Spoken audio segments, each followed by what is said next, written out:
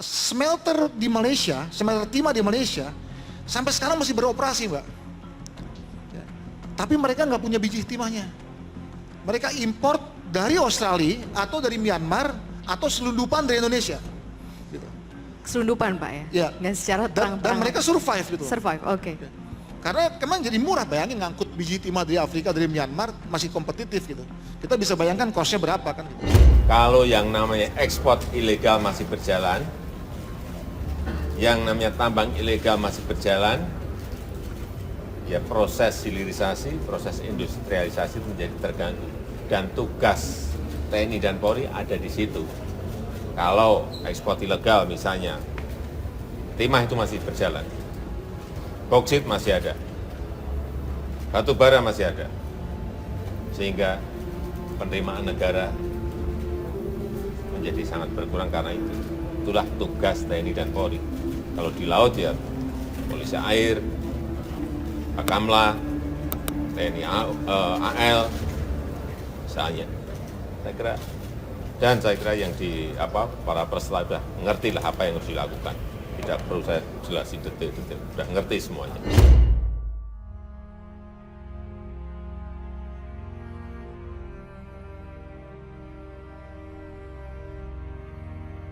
Timah adalah metal for the future. Artinya apa? Artinya ke depan semua teknologi pasti akan membutuhkan timah.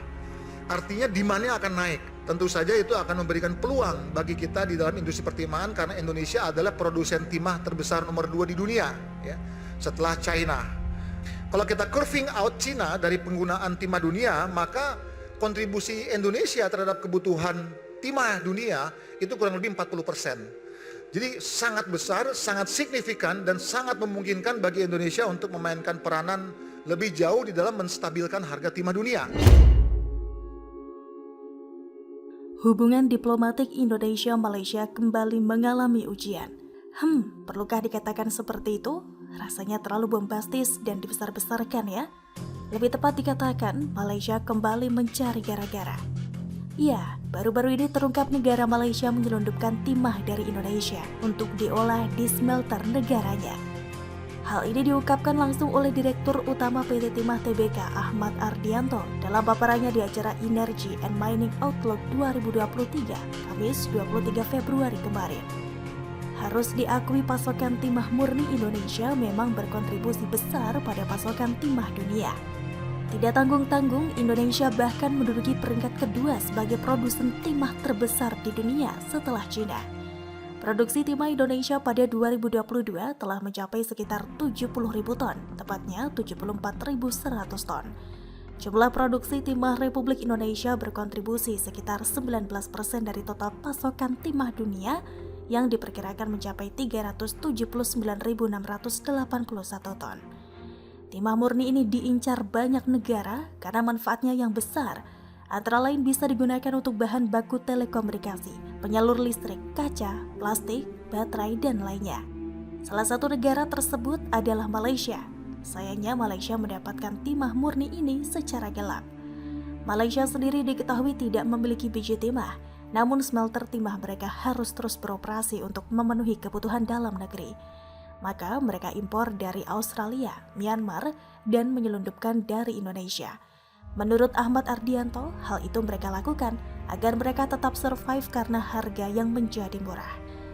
Padahal dengan posisi Indonesia yang sebagai produsen timah terbesar kedua di dunia, dengan cadangan timah yang juga terbesar kedua di dunia, harusnya Indonesia bisa diuntungkan dengan hal tersebut. Sebab saat ini timah sangat dibutuhkan di setiap perkembangan teknologi maju. Presiden Jokowi sendiri juga telah menyoroti soal kegiatan ekspor ilegal dan tambang ilegal yang masih marak dilakukan. Adanya kegiatan ekspor ilegal akan menghambat dan mengganggu proses hilirisasi dan industrialisasi. Hal ini juga akan berimbas pada penerimaan negara menjadi sangat berkurang. Jelas kegiatan itu merugikan negara. Untuk itulah Presiden Jokowi menugaskan TNI hingga Polri untuk menindak kegiatan ekspor ilegal tersebut. Sejalan dengan hal itu, pemerintah juga akan menyiapkan kebijakan menarik untuk mendatangkan investor ke Indonesia dan melakukan hilirisasi timah. Salah satunya soal capital cost atau biaya yang harus dikeluarkan investor. Investor dinilai bakal datang ke Indonesia untuk melakukan hilirisasi timah jika capital cost-nya rendah. Selain itu, peran sumber daya manusia atau SDM Indonesia juga sangat penting untuk mengolah sumber daya alam yang banyak dimiliki Indonesia. Sebab Indonesia tidak bisa mengandalkan kekayaan sumber daya alam saja untuk menjadi negara maju. Ada negara yang justru dari sisi sumber daya alam miskin tetapi bisa maju lantaran kualitas sumber daya manusianya yang baik. Jokowi jelas tidak ingin Indonesia hanya menjadi penonton di saat negara tetangga yang notabene-nya lebih kecil dari kita dalam segala hal, baik itu kekayaan alam, sumber daya manusia, dan yang lainnya lebih maju dari kita. Maka sesuai apa yang disampaikan Jokowi, kita harus bisa menjadikan 273 juta penduduk Indonesia sebagai sebuah kekuatan besar negara kita. Bukan hanya untuk mendukung akselerasi pertumbuhan ekonomi, tapi juga untuk mengejar kesejahteraan, untuk mengejar kemajuan bersama.